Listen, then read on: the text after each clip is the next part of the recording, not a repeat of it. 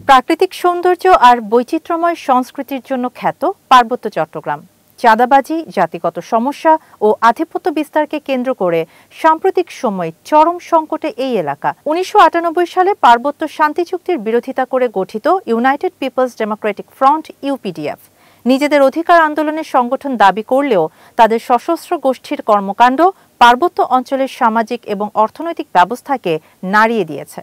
শুধু তাই নয়, সমগ্র দেশের নিরাপত্তা পরিস্থিতির উপরও গভীর প্রভাব ফেলেছে। ২০০৯ সালের সেপ্টেম্বর থেকে ২০২৫ সালের আগস্ট পর্যন্ত ইউপিডিএফ এর হাতে ৩৩২ জন অপহৃত, ১২৪ জন নিহত এবং অন্তত ৪২ জন আহত হয়েছেন। গত ১৫ বছরে তাদের আন্তঃদলীয় কোন্দল ও গুলি বিনিময়ে আরও ১৫২ জন নিহত ও শতাধিক আহত হয়েছে। এছাড়া নিরাপত্তা বাহিনীর সাথে ২৭ বার সংঘর্ষ ঘটেছে। সংগঠনটি প্রতি বছর প্রায় ৩০৫ কোটি টাকা চাঁদাবাজি করে থাকে, যা পাহাড়ি ও বাঙালি উভয় জনগোষ্ঠীকেই ক্ষতিগ্রস্ত করছে। সাম্প্রতিক বছরগুলোতে ইউপিডিএফ এর হামলার লক্ষ্য হয়েছে মোবাইল টাওয়ার, বিদ্যুৎ লাইন, স্থানীয় জনগণ ও নিরাপত্তা বাহিনী।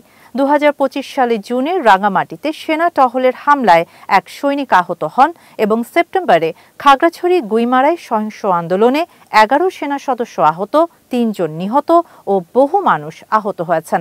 এছাড়া একাধিক অপহরণ, নারী নির্যাতন ও ধর্ষণের ঘটনাও ঘটিয়েছে ইউপিডিএফ। তাদের বিরুদ্ধে আন্তর্জাতিক অস্ত্র চোরাচালান নেটওয়ার্কে জড়িত থাকার প্রমাণ পাওয়া গেছে এবং ভারতের ত্রিপুরায় তাদের একাধিক ক্যাম্প রয়েছে। এসব কর্মকাণ্ড কেবল পার্বত্য চট্টগ্রামের শান্তি ও উন্নয়নকেই বাধাগ্রস্ত করছে না, বরং দেশের সামগ্রিক নিরাপত্তার জন্য হুমকি হয়ে উঠেছে। স্থানীয় জনগণ ও ক্ষতিগ্রস্ত পরিবারগুলোর অভিযোগ, ইউপিডিএফ এর কার্যকলাপ মানবাধিকার লঙ্ঘনের জঘন্য উদাহরণ। তারা জাতিসংঘ ও আন্তর্জাতিক মহলের হস্তক্ষেপ এবং দায়ীদের বিচারের দাবি জানিয়েছেন। শাহানা জাহান, নয়াদিগন্ত।